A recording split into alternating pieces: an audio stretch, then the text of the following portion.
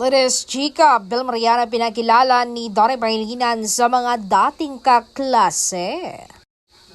Kilig na kilig ang mga kaibigan ni Vilmariano dahil sa nagkalat na ayudang puto na kasama ng aktres ang kanyang boyfriend na si Donnie Pangilinan sa isang ganap noong linggo ng gabi. Pero yung mga pictures na iyon ay deleted na ayon sa source. Ayon sa chika, kuha raw ng nisabing picture sa dinalohang dinner ni na Donnie Pangilinan at Vilmariano kasama ang mga dating classmates ng huli.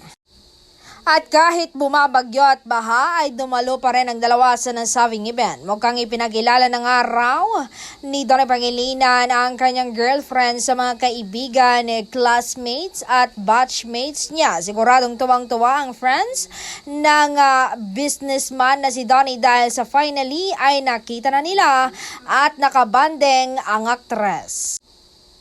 Sa rami ng picture ng magkasintahan kasama ng mga kaibigan, iisipin mong post-wedding reception ang nasabing gathering.